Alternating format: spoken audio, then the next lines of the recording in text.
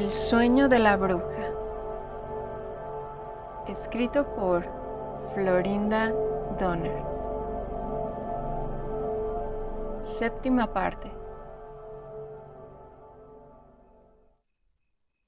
Compartiendo la débil luz de la bombilla que teníamos sobre nuestras cabezas, Candelaria y yo nos sentamos una frente a otra en la mesa de la cocina. Ella miraba las atractivas fotografías de la revista que le había regalado y yo transcribía mis cintas. ¿Has oído llamar a la puerta?, pregunté apartando el audífono de mi oreja. Sin advertir mis palabras, señaló la imagen de una modelo rubia. No acabo de decidir cuál de ellas me gusta más, reflexionó. Si recorto esta, se perderá la que se encuentra en la parte interior de la página, la morena que pasea por la calle con un tigre en la mano. Yo salvaría a la morena que pasea con el tigre, le sugerí. En la revista saldrán más rubias. Le toqué en el brazo. Oye, parece que están llamando. Candelaria tardó unos momentos en desviar su atención de la revista y otro instante en darse cuenta de que realmente llamaba a alguien. ¿Quién puede ser a estas horas?, murmuró indiferente mientras volvía a concentrar su atención en las atractivas imágenes. ¿Acaso sea un paciente?, dije echando una mirada al reloj. Era casi medianoche. Oh, no, querida, negó tranquilamente levantando su mirada. Nunca se presenta nadie a esta hora. La gente sabe que doña Mercedes no trata a sus pacientes tan tarde, a menos que se trate de una emergencia. Sin darme tiempo a sugerir que posiblemente se trataba de una verdadera emergencia, se oyó otro golpe, esta vez más insistente. Corrí a la puerta. Durante un momento me detuve junto al cuarto de curación dudando, considerando si debía informar a Mercedes de que alguien llamaba. Durante 3 días ella había permanecido en aquella habitación. Día y noche encendía velas en el altar y fumaba cigarro tras cigarro, y con expresión arrebatada recitaba conjuros ininteligibles hasta que las paredes vibraban con aquellos sonidos. No respondía a ninguna de mis preguntas. Sin embargo, parecía acoger favorablemente mis interrupciones cuando acudía a llevarle la comida o le insistía en que descansara unas horas. El ruido de otro golpe me decidió a correr la puerta en la que Candelaria siempre pasaba el cerrojo cuando oscurecía. Innecesaria preocupación, puesto que cualquiera que quisiera entrar podía hacerlo pasando por la puerta de la cocina que siempre estaba abierta. ¿Quién es?, pregunté antes de descorrer el cerrojo. Gente de paz, respondió una voz masculina. Me sorprendió oír expresarse a alguien con acento ligeramente extranjero, utilizando un convencionalismo arcaico que procedía de tiempos de la conquista española, y automáticamente respondí en idénticos términos. Bendita sea la Virgen María. El hombre alto y de cabellos blancos que apareció recostado en el umbral me observaba tan desconcertado que me eché a reír. ¿Está en casa Mercedes Peralta?, preguntó vacilante. Asentí al tiempo que examinaba su rostro. Más que arrugado, se veía consumido, asolado por la pena o el dolor.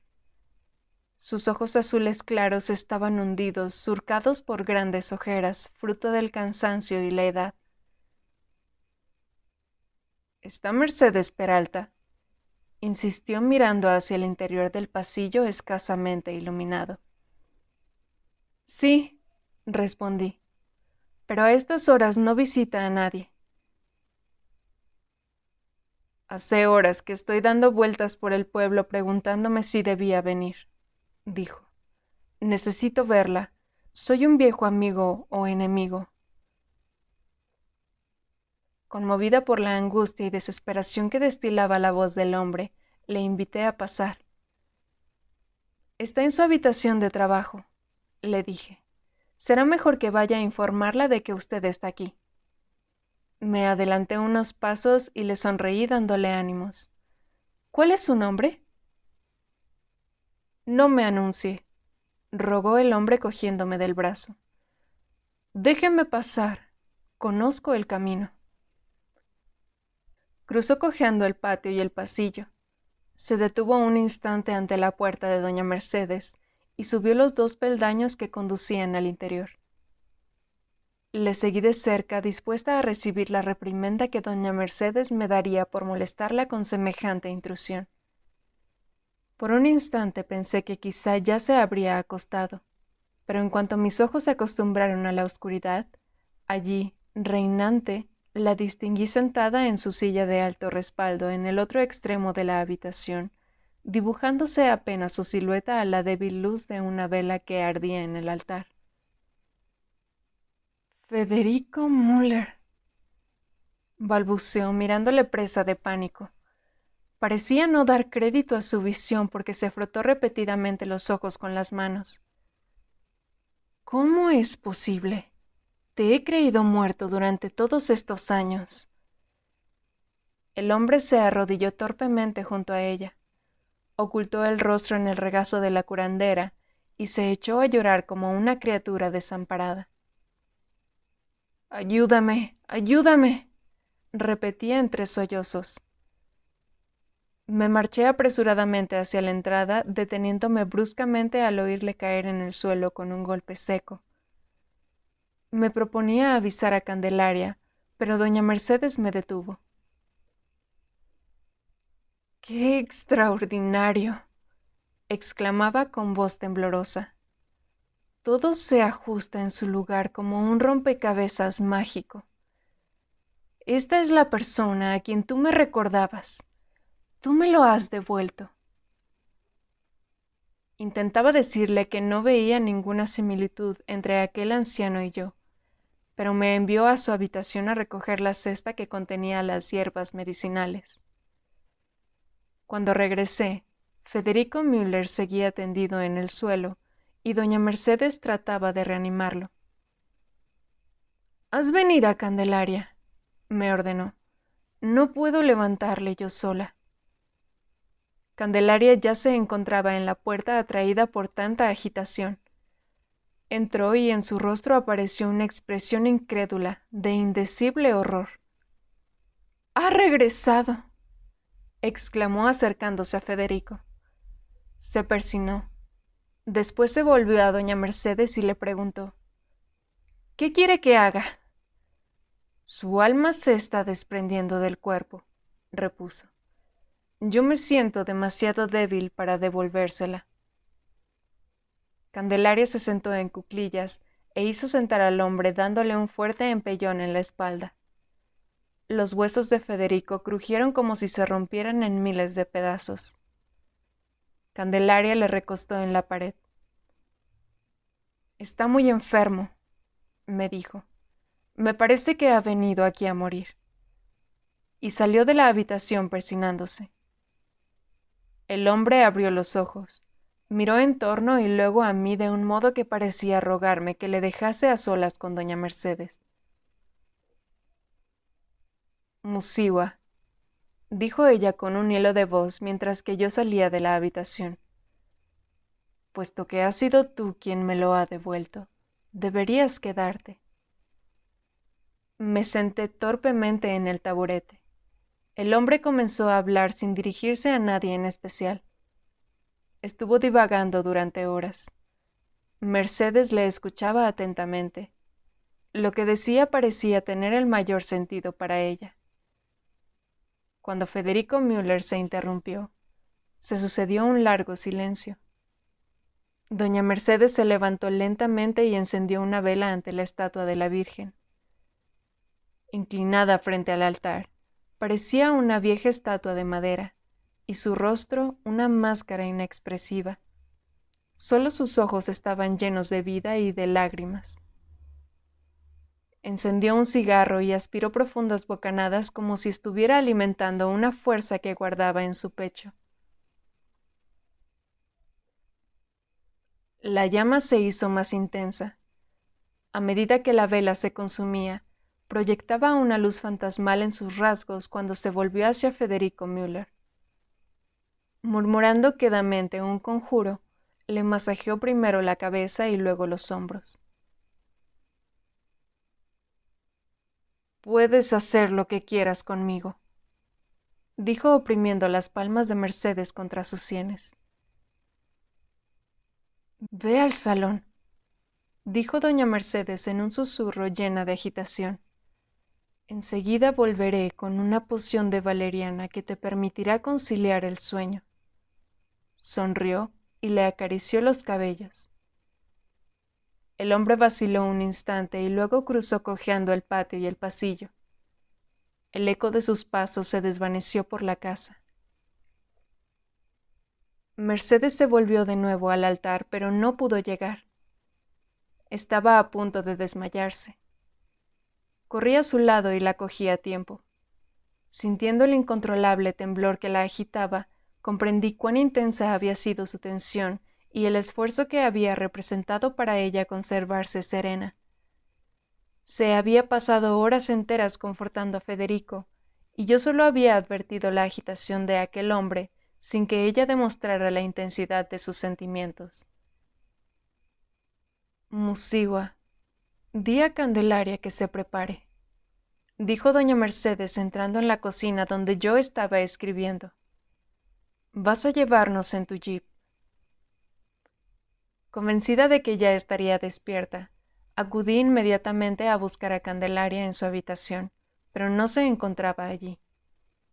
La puerta de su armario estaba abierta, y en el espejo biselado de la puerta se reflejaban todos sus vestidos, que tenía ordenados no solo por colores, sino también por su largura. Su estrecha cama, un somier de listones y un colchón de crin aparecían entre dos librerías llenas de novelas de amor y álbumes fotográficos conteniendo las ilustraciones que aparecían en las revistas. Todo se encontraba en un orden muy estricto, sin concesiones. «Estoy preparada», dijo Candelaria a mis espaldas. Me volví sorprendida. «Doña Mercedes quiere que...». No me dejó concluir. Me empujó hacia mi habitación pasillo abajo. «Ya me he cuidado de todo», me aseguró. «Corre a cambiarte, no tenemos mucho tiempo». Al salir, eché una mirada al salón. Federico Müller dormía apaciblemente en el diván. Doña Mercedes y Candelaria me aguardaban en el jeep. No había luna y en el cielo no se veía ninguna estrella. Sin embargo, era una noche encantadora, suave y oscura. Un fresco viento llegaba de las montañas. Siguiendo las instrucciones de Candelaria, conduje a las dos mujeres a los hogares de las personas que solían asistir a las sesiones de espiritismo. Como de costumbre, aguardé afuera. Exceptuando a León Chirino, nunca había visto a los demás. Sin embargo, sabía dónde vivían todos. Me pregunté si las dos mujeres estarían concertando fecha para una sesión, porque no permanecían mucho tiempo en ninguna de las casas. «Y ahora vamos a ver a León Chirino», dijo Candelaria ayudando a doña Mercedes a instalarse en el asiento posterior. Candelaria parecía enojada. Divagaba ininterrumpidamente sobre Federico Müller. Aunque me moría de curiosidad, no prestaba ninguna atención a sus incoherentes manifestaciones. Estaba demasiado preocupada observando el alterado rostro de doña Mercedes por el espejo retrovisor. Abrió la boca varias veces como si fuera a decir algo, pero se limitó a mover la cabeza y a mirar por la ventanilla buscando ayuda y consuelo en la noche. León Chirino tardó mucho rato en salir a la puerta. Debía de encontrarse profundamente dormido, y sin duda no oyó la impaciente y sonora llamada de Candelaria. Abrió la puerta cruzándose de brazos, protegiéndose el pecho de la fría y húmeda brisa que se extendía por las colinas con el alba. Su mirada parecía revelar un presentimiento. «Federico Müller se encuentra en mi casa», dijo doña Mercedes sin darle tiempo a saludarla. León Chirino no dijo nada. Sin embargo, era evidente que se había sumido en un estado de profunda agitación, en una gran indecisión. Le temblaban los labios y sus ojos brillaban alternativamente de ira o se llenaban de lágrimas bajo las blancas y espesas cejas. Nos invitó a pasar a la cocina. Se aseguró de que doña Mercedes se instalaba cómodamente en una hamaca que pendía cerca del hornillo, y luego preparó un pote para hacer café mientras nos sentábamos entre un profundo silencio. En cuanto nos hubo servido sendas tazas a Candelaria y a mí, ayudó a sentarse a doña Mercedes, y situándose detrás de ella comenzó a masajearle la nuca, descendiendo por los hombros y brazos y llegando hasta sus pies. El sonido del melodioso conjuro que pronunciaba flotaba por la estancia claro como la aurora, tranquilizador e infinitamente solitario. Solo tú sabes qué hacer, le dijo León ayudándola a levantarse. ¿Quieres que te acompañe? Asintió, le abrazó y le dio las gracias por darle fuerzas. Con misteriosa sonrisa fue hacia la mesa y se tomó pausadamente su taza de café. Ahora vamos a ver a mi compadre, dijo cogiéndose de mi brazo. Por favor, llévanos a casa del Mocho. ¿De Lucas Núñez? Pregunté mirándolos. Asintieron los tres, pero ninguno dijo palabra.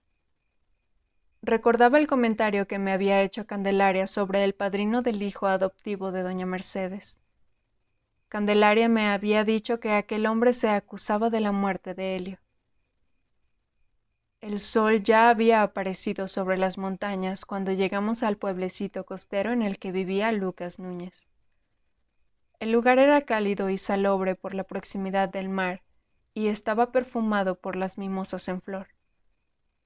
A ambos lados de la calle mayor aparecían casas coloniales pintadas de vivos colores, una pequeña iglesia y una plaza que coronaba el extremo de una plantación de cocos. Allá se encontraba el mar. No podíamos verlo, pero él nos traía el sonido de las olas que rompían en la playa. La casa de Lucas Núñez se encontraba en una de las calles secundarias del pueblo, que en realidad no eran tales, sino amplios senderos cubiertos de piedras. Doña Mercedes llamó levemente en la puerta, y sin aguardar respuesta, la abrió y se metió en una habitación oscura y húmeda. Cegada todavía por la iluminación exterior, al principio apenas pude distinguir la silueta de un hombre que leía sentado junto a una mesa en un pequeño patio trasero. Nos miró con expresión tan desolada que hubiera deseado fundirme. Se levantó titubeante y abrazó silencioso a doña Mercedes, a León Chirino y a Candelaria. Era alto y huesudo, y llevaba muy cortos los blancos cabellos, de modo que se distinguía su oscuro cráneo. Sentí una extraña angustia al advertir sus manos y comprender por qué se le apodaba el mocho, el mutilado. Le faltaban las primeras falanges de cada mano. Federico Müller está en mi casa, dijo quedamente doña Mercedes. La musigua lo ha traído a mi puerta. Lucas Núñez se volvió lentamente hacia mí. Había algo tan intenso en el delgado rostro del hombre y en sus brillantes ojos que retrocedí unos pasos. ¿Son parientes?, preguntó con dureza como si ya no me viese. La musigua no había visto a Federico en su vida, le explicó doña Mercedes, pero lo ha traído a mi puerta. Lucas Núñez se recostó en la pared. Si está en tu casa lo mataré, declaró con voz estrangulada. Doña Mercedes y León Chirino lo cogieron por cada brazo y se lo llevaron a una de las habitaciones. ¿Quién es Federico Müller?, pregunté a Candelaria. ¿Qué es lo que hizo? Pero musigua, repuso con impaciencia. Durante todo el viaje te he estado contando las cosas horribles que hizo Federico Müller. Me miró con aire incomprensible, moviendo incrédula la cabeza. Pese a mi insistencia a que me repitiese lo que había dicho, se negó a añadir palabras sobre Federico Müller. En lugar de ir a descansar en su hamaca, cuando regresó a su casa, Mercedes Peralta nos pidió a Candelaria y a mí que la acompañásemos a su habitación de trabajo. Encendió 7 velas ante el altar y sacó un revólver de entre los pliegues del manto azul. Fascinada y horrorizada la vi acariciar el arma. Sonrió y la puso entre mis manos. «Está descargada», dijo. «La descargué el día que llegaste. Entonces comprendí que no iba a necesitarla, pero no sabía que tú me lo ibas a devolver». Fue hacia una silla y se sentó lanzando un profundo suspiro. «Guardo este arma desde hace casi 30 años», prosiguió. «Me proponía matar con ella a Federico Müller». «Y deberías hacerlo ahora mismo», masculló Candelaria. «Sé lo que debo hacer», siguió diciendo ignorando su interrupción. «Voy a cuidar de él durante toda mi vida».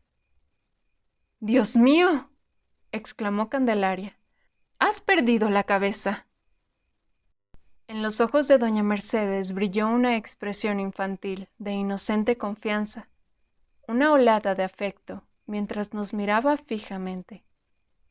Tendió la mano instándonos a guardar silencio. «Tú trajiste a Federico Müller a mi puerta», me dijo, «y ahora sé que no tengo nada que perdonar, que no hay nada que comprender, y ha sido su regreso lo que me ha hecho entenderlo. Por ello nunca mencionaré lo que él hizo. Había muerto para mí, pero ya no lo está». De las diversas habitaciones vacías que había en la casa, Federico decidió ocupar la reducida alcoba que estaba tras la cocina y en la que apenas cabía un camastro y una mesilla de noche.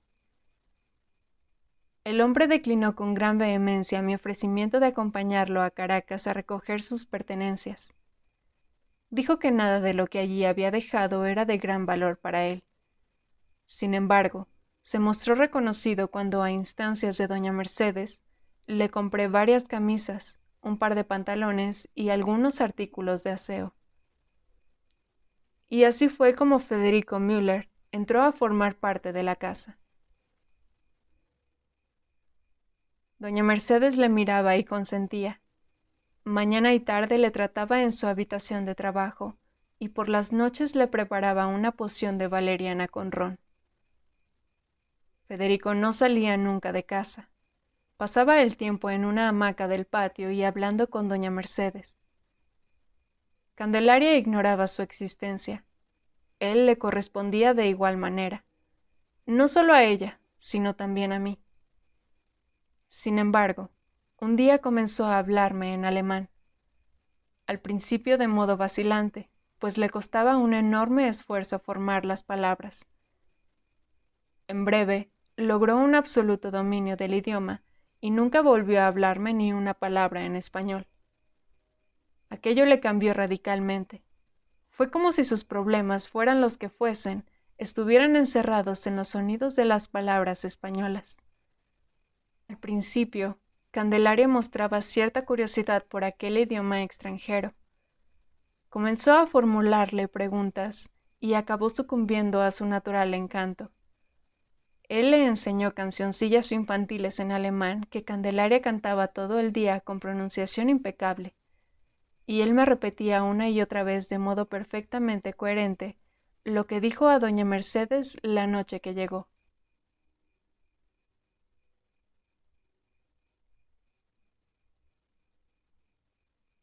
Como cada noche, Federico Müller se despertó gritando. Se incorporó en la cama apoyando la espalda contra el cabezal, esforzándose por huir de aquel rostro que le perseguía, que se le aproximaba tanto que podía advertir el resplandor burlón y cruel de los ojos del hombre y sus dientes con fundas de oro riendo a carcajadas. Detrás de él distinguía los rostros de las restantes personas que poblaban siempre sus pesadillas, rostros distorsionados por la pena y el dolor, que gritaban angustiados pidiendo clemencia. Todos excepto el de ella. Ella nunca gritaba, nunca doblegaba su mirada, una mirada que no podía soportar. Federico se apretó los puños en los ojos con un gemido, como si con aquel ademán pudiera mantener a raya su pasado. Durante 30 años le habían atormentado aquellas pesadillas y los recuerdos y visiones que se sucedían con espantosa lucidez. Se tendió debajo del cobertor. Algo palpable e invisible persistía en la habitación impidiéndole conciliar el sueño. Apartó la manta a un lado y sin encender la luz saltó al suelo y corrió la cortina. Contempló como hechizado la blanca bruma del alba que se filtraba en la habitación. Se esforzó por abrir bien los ojos para asegurarse de que no estaba soñando. Como sucedía con frecuencia, ella se materializaba entre aquel resplandor informe y se sentaba junto a su mesa de trabajo entre los pájaros disecados que le miraban impasibles con sus ojos vacíos de vidrio. Se acercó poco a poco a la figura y ella desapareció rápidamente como una sombra sin dejar huella. Las campanadas de la iglesia próxima y los pasos apresurados de las ancianas que acudían a la primera misa resonaban por las calles silenciosas. Los sonidos familiares le tranquilizaron, haciéndole comprender que aquel sería un día como cualquier otro. Se lavó, afeitó y preparó el café de la mañana. Desayunó junto al hornillo y, sintiéndose decididamente mejor, se dispuso a trabajar con los pájaros. Una vaga inquietud, un temor indefinido, le impedían concluir su trabajo en la lechuza que había prometido entregar aquella tarde a un cliente. Se puso su mejor traje y salió a dar un paseo. A tan tempranas horas, la ciudad todavía tenía una apacible luminosidad. Avanzó cojeando lentamente por la estrecha callejuela. El sector de Caracas donde vivía estaba a salvo del frenesí modernizador que había barrido el resto de la ciudad. No se detenía a hablar con nadie y solo intercambiaba algún esporádico saludo. Sin embargo, se sentía extrañamente protegido entre aquellas viejas calles de casas coloniales de una sola planta, animadas por las risas infantiles y las voces de las mujeres que charlaban ante sus puertas. Al principio la gente había hablado mucho de él, pero jamás se dio a la necesidad de justificar su presencia, aunque comprendía que por causa de su reserva, sus vecinos especulaban y recelaban de él. Como era de esperar, en el curso de los años, la gente acabó perdiendo interés por él. En la actualidad, le consideraban simplemente como un viejo excéntrico que disecaba pájaros para ganarse la vida y que quería estar solo. Federico se vio reflejado en un escaparate. Como siempre que veía su imagen, se sobresaltó al descubrir que parecía mucho mayor de lo que realmente era. Nada recordaba en él al hombre alto y atractivo de cabellos rubios y rizados y cutis intensamente bronceado.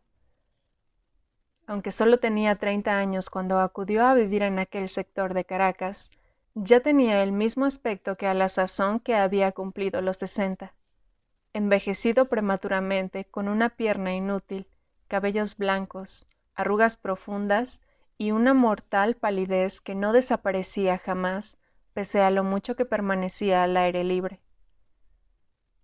Movió apesadumbrado la cabeza y reanudó su marcha hacia la plaza. Se sentó en un banco, entre algunos ancianos que estaban inclinados con las manos entre las piernas, abstraídos en sus recuerdos. Descubría que algo extraño alteraba su soledad. Se levantó y siguió andando, cojeando bloque tras bloque por las calles llenas de gente. El sol calentaba intensamente. Los contornos de los edificios habían perdido su concreción de primera hora, y el ruido de las calles intensificaba el tembloroso resplandor de la niebla que cubría la ciudad. De nuevo, como le había sucedido tantas veces, ante la parada del autobús distinguió entre la multitud un rostro femenino. «Mercedes», susurró comprendiendo que no podía ser ella. Se preguntó si la mujer le habría oído porque de pronto le miró a los ojos. Fue una mirada rápida pero premeditada, que le hizo sentir aprensión y esperanza. La mujer desapareció entre la multitud. «¿Ha visto pasar por aquí a una mujer alta y morena?», preguntó a uno de los vendedores ambulantes que rondaban por la estación y que llevaba colgada del cuello una bandeja con caramelos y cigarrillos. «He visto centenares de mujeres», dijo el hombre haciendo un amplio giro con la mano. «Hay muchísimas mujeres por aquí, viejas, morenas, altas, como usted las prefiera. Todas se trasladan a los pueblos de la costa». Se echó a reír y, anunciando sus mercancías, siguió deambulando entre las colas que se formaban junto a los autobuses.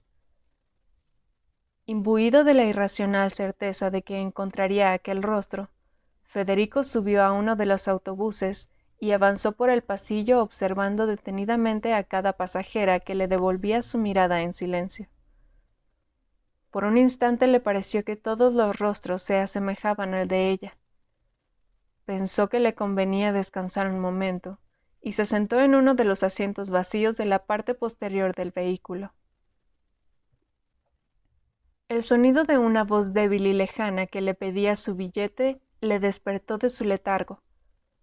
Las palabras vibraron en su cabeza. Le abrumaba una profunda somnolencia, y le costaba abrir los ojos. Miró por la ventana. La ciudad quedaba a lo lejos. Asombrado y confuso, fijó su atención en el cobrador del autobús. «Yo no pretendía ir a ningún sitio», balbuceó disculpándose. «Solo he venido en busca de alguien». Se detuvo un instante y murmuró para sí. Alguien a quien deseaba y temía encontrar en este autobús. «Eso suele suceder», dijo el hombre comprensivo. «Puesto que tendrá que pagar billete completo, puede aprovechar el viaje y llegar hasta Curmina». Sonrió y le dio un golpecito en el hombro. «Una vez allí, coja otro autobús de regreso a la capital». Federico le tendió algún dinero. «¿Cuándo regresa el autobús?», preguntó. «Hacia medianoche», respondió con vaguedad, «o cuando hay bastante gente para que valga la pena hacer el viaje». Le devolvió el cambio y siguió por el pasillo cobrando los billetes de los pasajeros. El destino le había impulsado a subir a aquel autobús cuando no proyectaba hacerlo. Una leve sonrisa iluminó su rostro. Cerró los cansados párpados con una sensación de esperanza profunda y apacible. El sino le obligaba por fin a rendirse a su pasado. Le invadió una desconocida paz mientras recordaba su pasado. Todo comenzó en una reunión celebrada en Caracas, donde le abordó un general de alto rango del gobierno que le invitó a bocajarro a alistarse en la policía secreta. Creyéndole bebido, Federico no tomó en serio las palabras de aquel hombre. Se quedó muy sorprendido cuando unos días después llamó a su puerta un oficial del ejército. «Soy el capitán Sergio Medina», se presentó. Federico no advirtió nada siniestro en aquel hombre recio y de baja estatura, de cutis bronceado y dientes con fundas de oro que destellaban en cada sonrisa. El hombre le habló en términos muy convincentes del emocionante trabajo que se proponía en confiarle, espléndidamente retribuido y de rápida promoción. Halagado e intrigado, Federico acompañó a Molina a casa del general. El hombre le dio unos golpecitos cariñosos en el hombro, como si se tratara de un viejo amigo, y lo condujo a su estudio. Este trabajo le hará merecedor del respeto y la gratitud del país, le dijo. Un país que, después de todo, es el suyo, y sin embargo no lo es. Esta será su oportunidad de convertirse definitivamente en uno de nosotros. Federico asintió sin saber qué decir. Tenía 16 años cuando sus padres emigraron a Venezuela, y bajo los auspicios de un programa de gobierno, se instalaron en el interior para cultivar la vasta superficie de terreno que se les había adjudicado y que confiaban que algún día les pertenecería. A la muerte de sus padres en un accidente, Federico, a quien no interesaba en absoluto la agricultura, se colocó de aprendiz con un zoólogo alemán experto en taxidermia que le enseñó su oficio. No comprendo en qué puedo serles útil, dijo Federico al general. Solo soy experto en cazar y disecar animales. El general lanzó una estrepitosa carcajada. Mi querido Federico, exclamó, su experiencia como taxidermista es la tapadera ideal para el trabajo que nos proponemos confiarle. Sonrió confidencialmente y aproximándose le añadió. Tenemos informes fidedignos de que un grupo subversivo está operando en la zona de Curmina. Queremos que lo descubra. Se echó a reír con alegría como un chiquillo. Hasta ahora no hemos tenido ningún éxito con los hombres que hemos enviado a aquella zona. Pero usted, amigo mío, un museo dedicado a la caza de pájaros no levantará ninguna sospecha. Federico no tuvo oportunidad de rechazar aquella misión. A los pocos días pusieron a su disposición un jeep nuevísimo, equipado con los instrumentos más modernos y con productos químicos de tal calidad que jamás habría podido permitirse. Federico se mostraba siempre muy cuidadoso cuando iba por las montañas. Sin embargo, una mañana, al descubrir un tucán muy singular en una de sus trampas, saltó de la hamaca sin ponerse primero las botas. Al momento sintió una picadura entre los dedos. Lanzó un juramento pensando que se había clavado una espina. Pero cuando sintió que de los diminutos puntos donde se habían formado sendas gotas de sangre irradiaba un intenso dolor que se extendió rápidamente por todo el pie y después por la pierna, comprendió que le había mordido una serpiente de una especie que hasta entonces desconocía. Corrió hacia su jeep que tenía aparcado en las proximidades y revolvió apresuradamente sus herramientas hasta encontrar el botiquín de primeros auxilios. Ató un pañuelo en mitad de la pantorrilla y luego realizó una incisión en los 2 puntos e hizo sangrar la herida. Pero ya se había infiltrado demasiado veneno en su organismo. Accesos de dolor ascendían hasta sus nalgas y el pie se le hinchó duplicando su tamaño. Pensó que jamás llegaría a Caracas y redujo su tensión al volante, decidiendo probar fortuna en el pueblo más próximo. La enfermera del dispensario próximo a la plaza le informó tranquilamente de que no tenía ningún antídoto venenoso.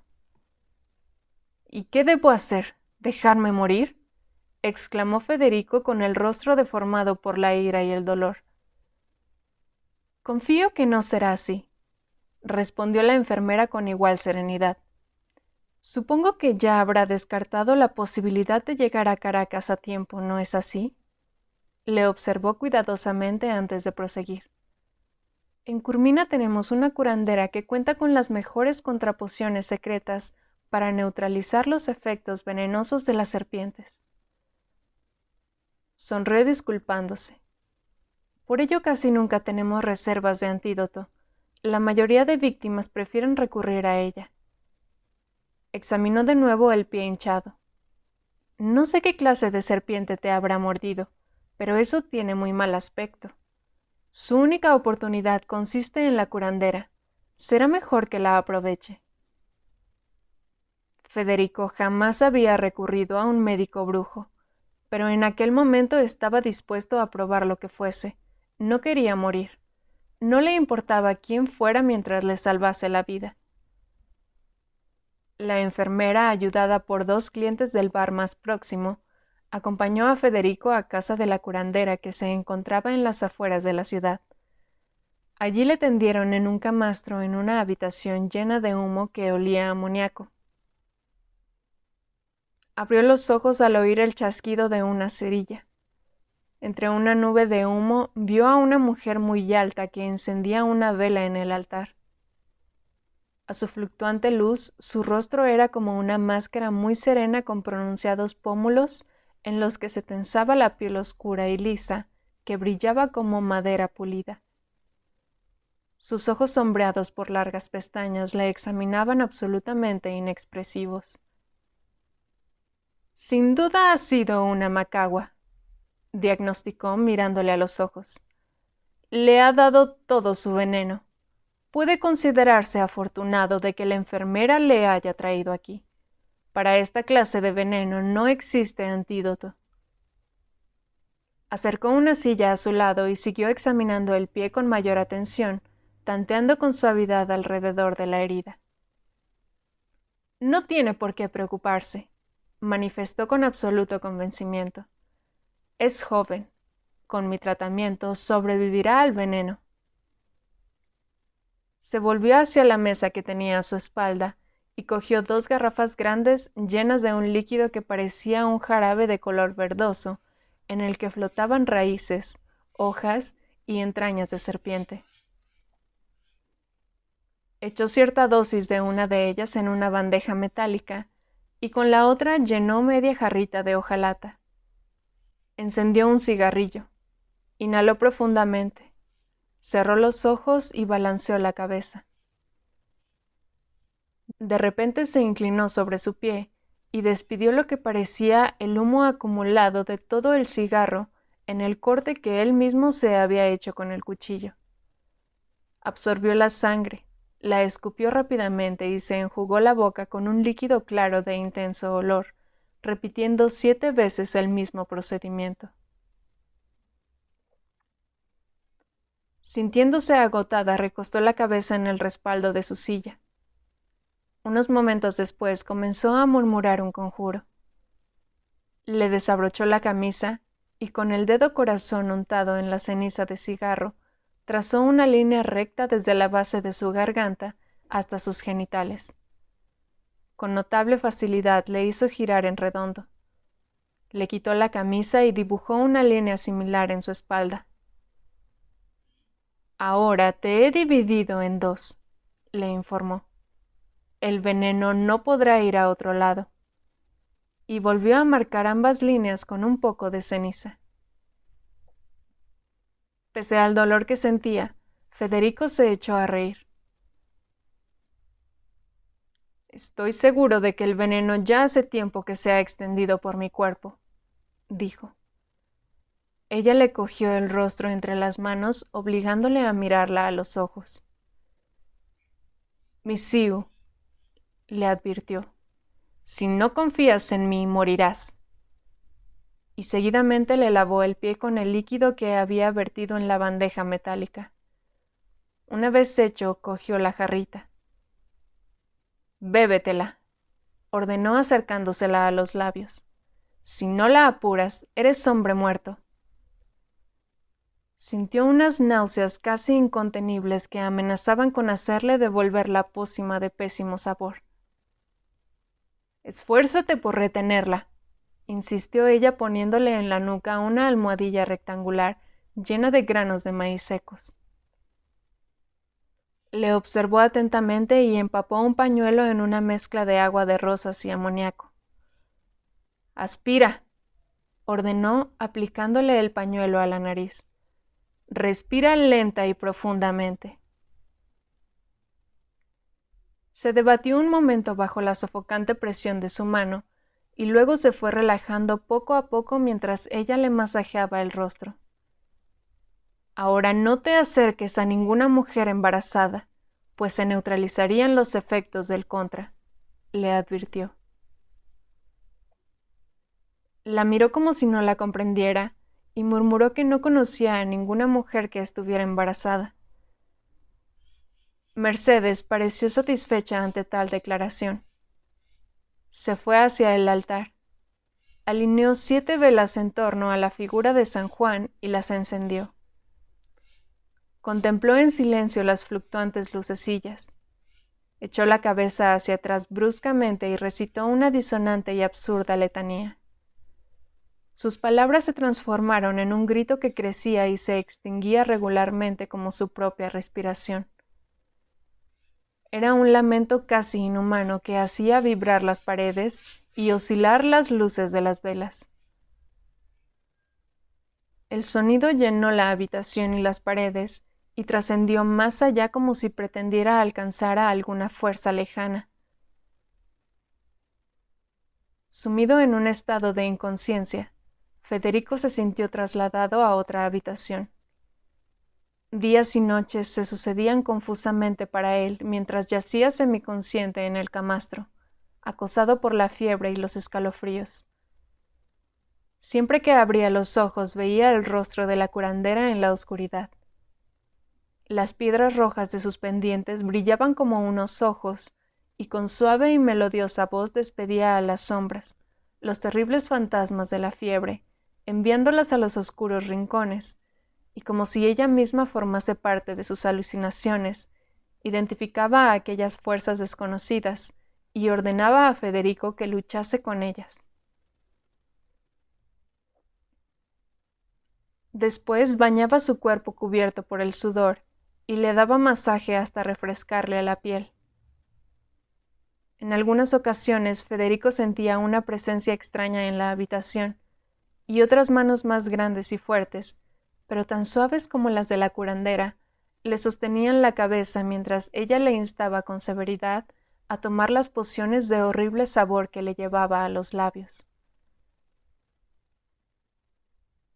El día que la mujer le sirvió su primer plato de arroz y verduras, entró acompañada de un joven que llevaba una guitarra. «Me llamo Helio», se presentó. Y rasgando su guitarra comenzó a cantar una divertida cancioncilla que describía las aventuras de Federico en su lucha contra el veneno. Helio también le explicó que el día que la enfermera del dispensario le condujo a su casa, él había ido a las colinas y con su machete dio muerte a la macagua que le mordió. Si la serpiente hubiera sobrevivido, las pociones y los conjuros no habrían servido de nada. Una mañana, al advertir que la hinchazón y el amoratamiento habían cedido dando paso a la normalidad, Federico cogió sus ropas limpias y planchadas que colgaban del cabezal. Deseando probar sus fuerzas, salió al patio donde encontró a la curandera inclinada sobre un barreno lleno de agua de rosas. Observó en silencio cómo hundía sus manos en el purpúreo líquido. Ella se volvió a mirarle sonriendo. «Me ayuda a evitar las canas», le explicó pasándose repetidamente el peine por los rizados cabellos. Sorprendido al sentir un ramalazo de deseo, se acercó a ella. Ansiaba besar las gotas de agua de rosas que resbalaban por su rostro y su cuello y se metían por su corpiño. No le importaba que fuera bastante mayor como para ser su madre. Le resultaba misteriosamente seductora e intemporal. «Me ha salvado la vida», murmuró acariciándole el rostro.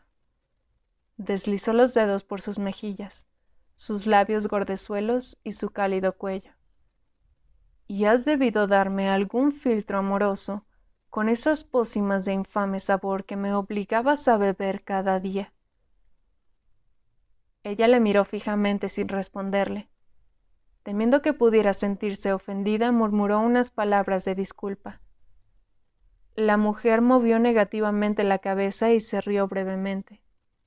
Nunca había oído un sonido semejante. Se reía con toda su alma, como si no le importara otra cosa en el mundo.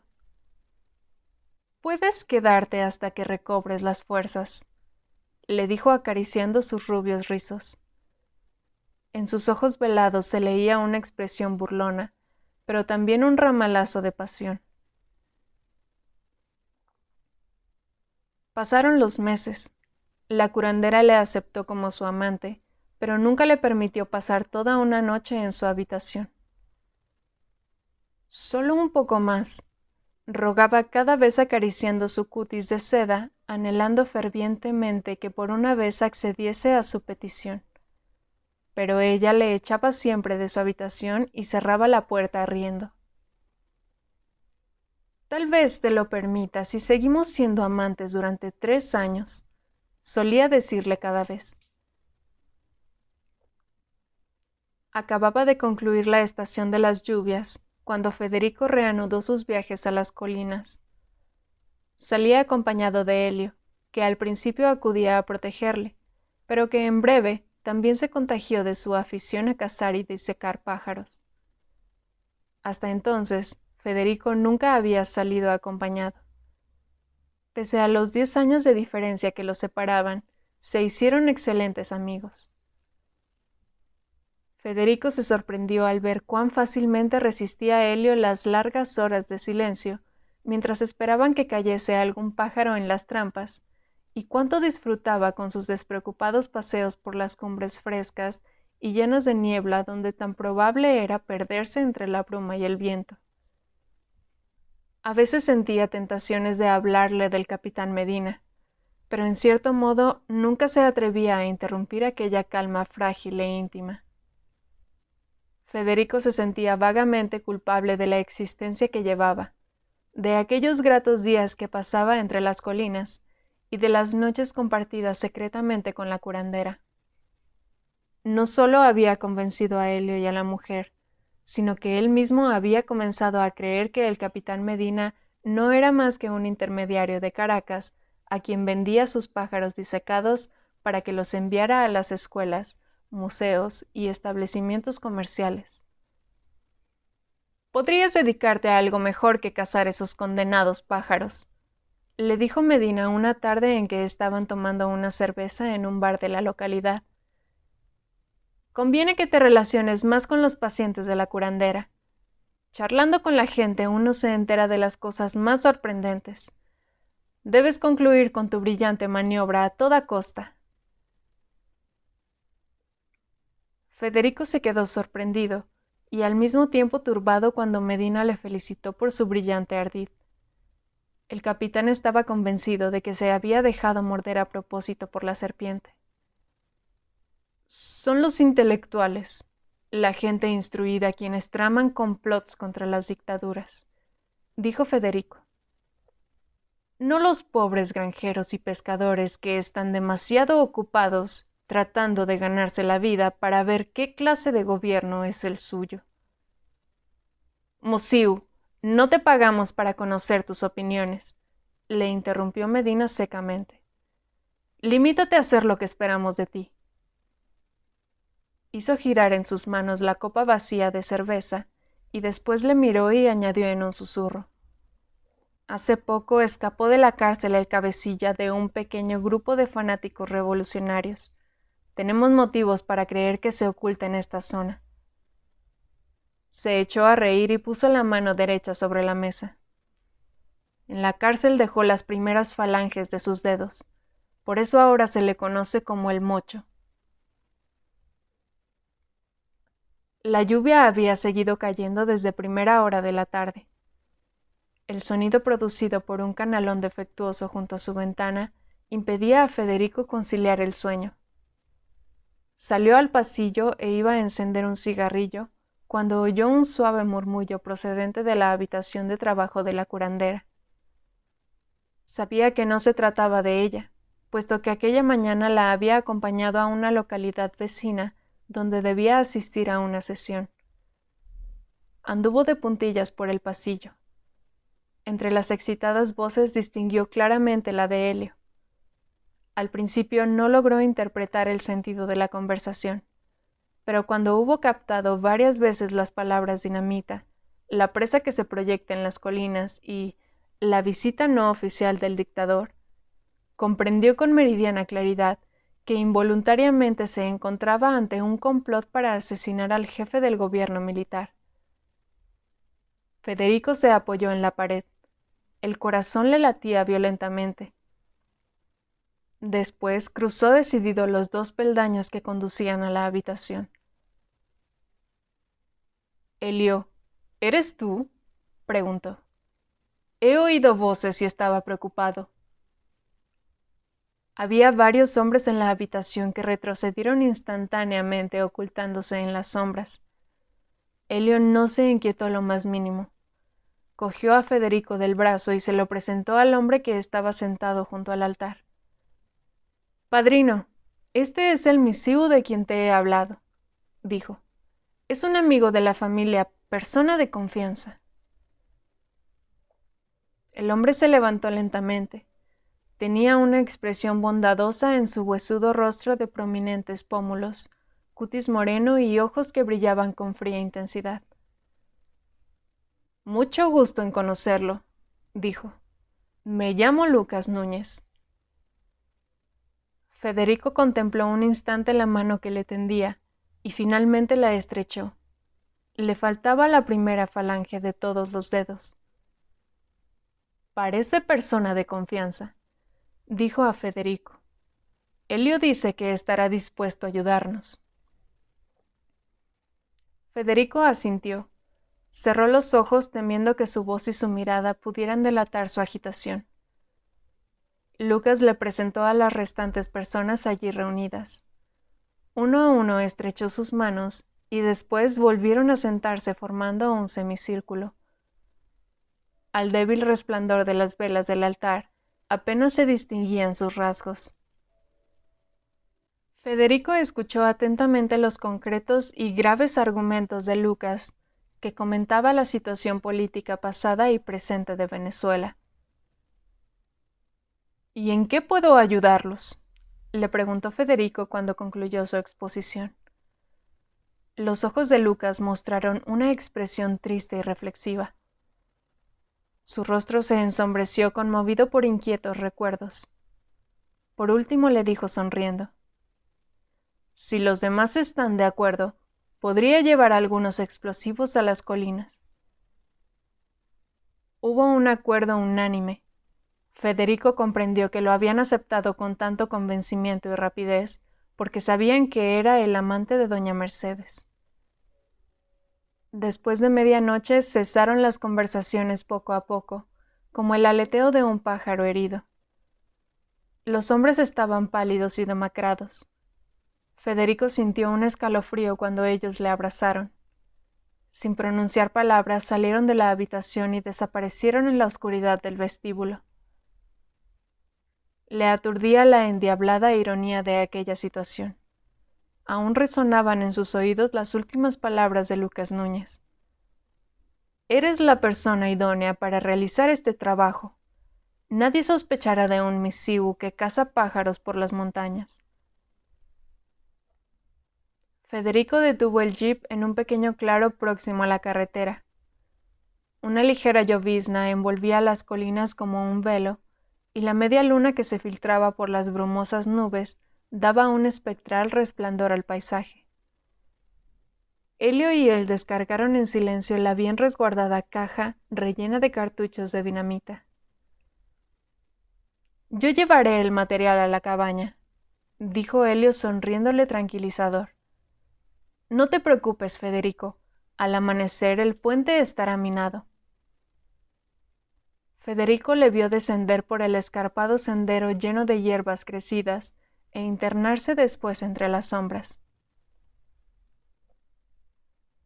Habían acudido frecuentemente con él a aquel mismo lugar buscando pomarrosas silvestres, un fruto especialmente fragante, que olía como pétalos de rosas, muy apreciado por la curandera. Federico se sentó en el tronco de un árbol y ocultó el rostro entre las manos. Exceptuando la vaga sensación de culpabilidad que a veces sentía por aceptar la generosa paga que superaba en mucho el valor de las aves más exóticas entregadas a Medina, se había negado a considerar en ningún momento las implicaciones de su conducta. Hasta entonces todo aquello le había parecido como una aventura simulada de una película o de una novela exótica, que nada tenía que ver con sentirse obligado a traicionar a personas que conocía, quería y confiaban en él. Anhelaba que Helio se apresurase. Había visto el jeep de Medina aparcado en un lugar oculto en las afueras del pueblo y sabía que lo seguía. Se lo había contado todo y ahora era tarde para lamentarlo. Se puso en pie bruscamente al tiempo que un relámpago iluminaba el cielo. Se oyó el ensordecedor estallido de un trueno, cuyo eco se repitió en la profundidad del barranco, y comenzó a caer la lluvia como una sábana desdibujando todo cuanto le rodeaba. ¡Qué necio he sido!, exclamó precipitándose por el escarpado sendero. Comprendía con una certeza casi absoluta que Medina no tenía intención de cumplir su promesa de respetar la vida de la curandera y de su hijo, que solo había accedido aparentemente para conseguir que Federico dijese todo cuanto sabía. ¡Helio!, gritó Federico, pero su voz quedó ahogada por el eco de una descarga de ametralladora y los sobresaltados gritos de miles de pájaros que se remontaban por el oscuro cielo. Tardó solo unos minutos en alcanzar la cabaña mientras vivía mentalmente una horrible pesadilla. Con desoladora claridad, comprendió que en aquel instante su vida había dado un giro fatal. Casi mecánicamente sollozó sobre el cuerpo sin vida de Helio, sin ver ni oír a Medina y a los 2 soldados que entraban en la choza. Medina estaba gritando a uno de sus hombres, pero su voz llegaba a los oídos de Federico como un murmullo lejano. ¡Maldito loco! Te dije que no dispararas. Podías habernos hecho pedazos a todos con esa dinamita. Oí que alguien corrió en la oscuridad, se defendió el soldado. Podía haber sido una emboscada. No me fiaba del museo. Medina se apartó del hombre y enfocó a Federico con su linterna. Eres más necio de lo que creía, escupió. ¿Qué te creías que iba a ocurrir? ¿Una simulación? Y ordenó a los soldados que se llevaran la caja de explosivos al barranco. Federico detuvo el jeep tan violentamente ante la casa de la curandera que cayó hacia adelante golpeándose la cabeza en el parabrisas. Por un momento se quedó aturdido mirando sin comprender la puerta cerrada y las persianas bajadas. No se vislumbraba ninguna luz por las rendijas de los postigos, y sin embargo podía oírse desde lejos el estrepitoso sonido de una radio transmitiendo una cancioncilla popular. Rodeó el patio y se encontró el jeep del ejército aparcado en la calle de atrás. ¡Medina!, gritó corriendo por el patio hacia la cocina, dirigiéndose a la habitación de trabajo de la curandera.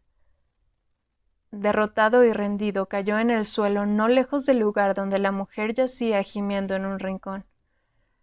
«¡Ella no sabe nada!», gritó. «No está implicada en esto». Medina echó la cabeza atrás y rió estrepitosamente. Sus dientes con fundas de oro brillaron a la luz de las velas que ardían en el altar. Para ser una espía doble tendrías que ser infinitamente más inteligente que yo, dijo. Yo tengo práctica en ello. Mi modo de vida consiste en ser astuto y sospechar de todo. Le dio una patada en la ingle.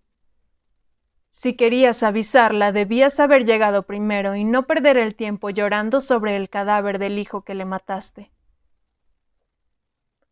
Los 2 soldados cogieron a la curandera por los brazos, obligándola a levantarse. Sus ojos semicerrados estaban amoratados e hinchados. Le sangraban los labios y la nariz. Se desprendió de sus captores y miró por la habitación hasta que sus ojos tropezaron con Federico.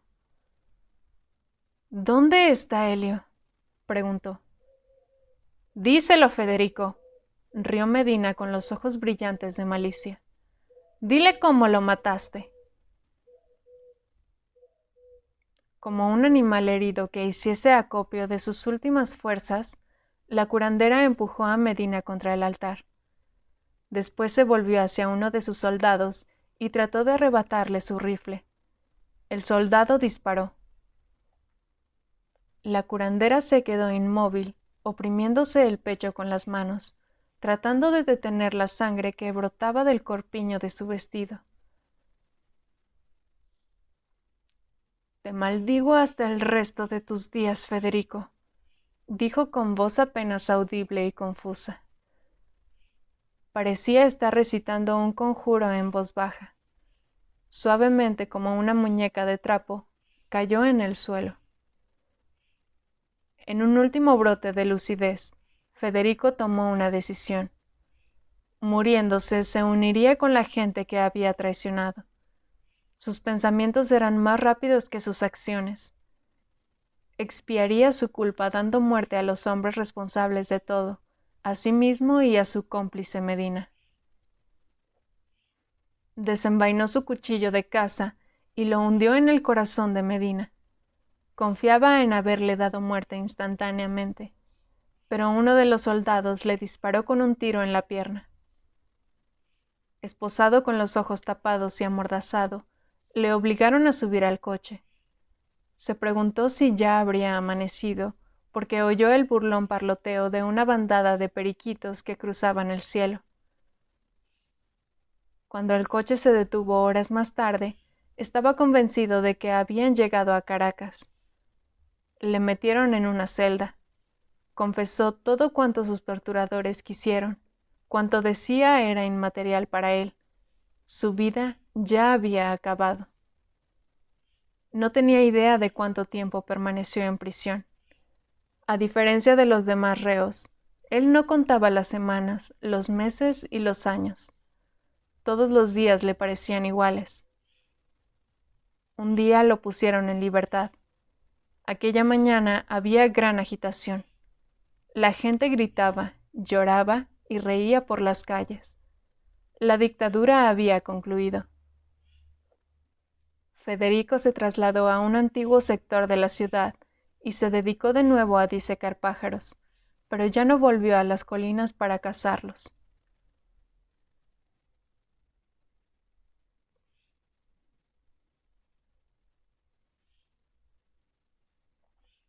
La naturaleza humana es sumamente extraña, dijo doña Mercedes. Sabía que ibas a hacer algo por mí. Lo comprendí desde el primer momento que te vi. Y sin embargo, cuando hiciste cuanto tenías que hacer, no podía creer lo que veía en mis ojos. En realidad has movido la rueda de la fortuna para mí. Puedo decir que atrajiste a Federico Müller para que retornase al mundo de los vivos.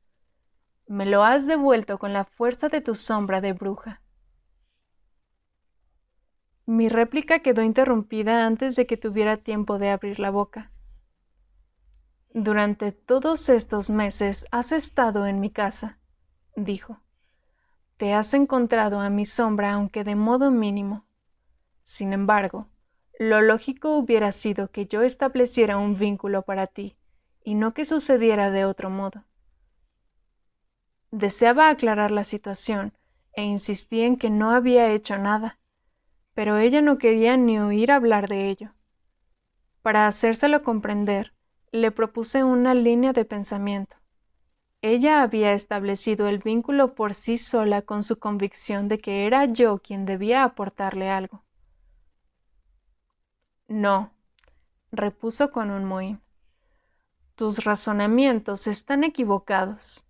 Me causa mucha tristeza que busques explicaciones que solo tienden a empobrecernos. Se levantó y me abrazó. Me siento triste por ti, me susurró al oído. De pronto se echó a reír con una alegría que disipó su tristeza. No hay modo de explicar cómo has hecho esto. No me refiero a convenciones humanas ni a su sombría naturaleza de la brujería, sino a algo tan esquivo como la intemporalidad. Casi balbuceaba buscando las palabras. Solo sé y siento que has establecido un vínculo para mí. ¡Qué extraordinario! Trataba de demostrarte cómo mueven las brujas la rueda de la fortuna. Y has sido tú quien la ha movido para mí. Te digo que no puedes atribuirme nada semejante. Insistí convencida de ello. Su entusiasmo me turbaba. No seas tan obtusa, Miss Siwa, replicó en tono de fastidio que me recordó a Agustín. Algo ha contribuido a que crees una transición para mí. Puedes decir, y serás muy exacta si lo haces, que has utilizado tu sombra sin ni siquiera saberlo.